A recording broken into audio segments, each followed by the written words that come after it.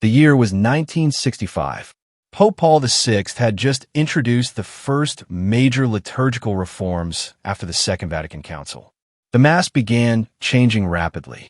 Parts of the traditional Latin Mass disappeared.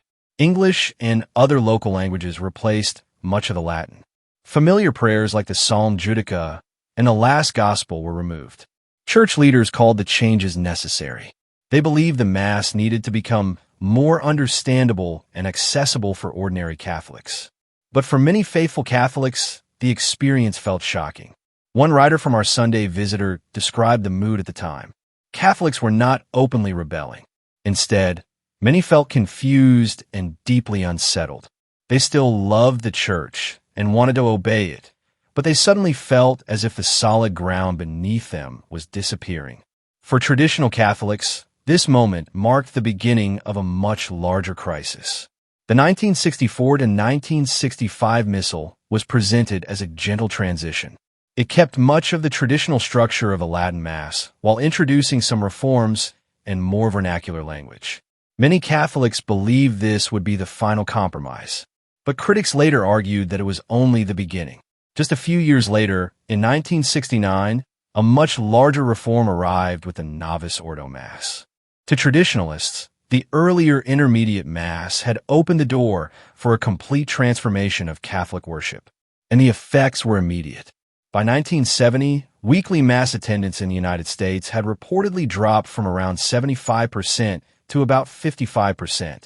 Similar declines appeared across many Catholic countries. A Harvard study later found that church attendance around the world began falling sharply right after the reform started in 1965. Critics believe the problem went deeper than simply changing the language of the Mass. First, they argue that many reformers misunderstood what Catholic worship meant to ordinary believers. Father Gregory Murray reflected the thinking of many liturgical reformers when he said it was not about what people wanted, but about what church leaders believed was good for them. To critics, this attitude ignored the emotional and spiritual attachment Catholics had to the traditional liturgy that shaped their lives for generations. Second, the speed of the changes created instability. The Mass seemed to change constantly within only a few years. Many Catholics no longer felt connected to something timeless and sacred. Even some church insiders admitted the reforms were not bringing the renewal they had hoped for. One Jesuit priest at the council reportedly observed that the empty pews were becoming even emptier. Still, resistance appeared almost immediately.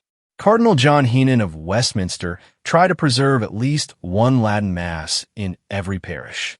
Bishop Russell McVinney of Rhode Island continued celebrating the traditional Latin Mass himself because he understood that many Catholics struggled with the rapid changes.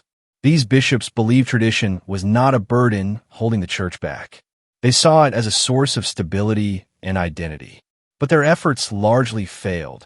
In 1965, supporters of the old liturgy founded the Latin Mass Society as a refuge for Catholics attached to the traditional Mass. Over time, traditionalist movements would continue growing as more Catholics became concerned about the direction of the Church after the Council. Now, 60 years later, many traditional Catholics look at the collapse of Mass attendance across Europe and see it as proof that the reforms failed. In historically Catholic countries, church attendance fell much faster than in many Protestant nations during the post-conciliar era. Critics argue that the warning signs were already visible in 1965. For them, the reforms that promised renewal instead triggered confusion, division, and one of the greatest religious declines in modern Catholic history.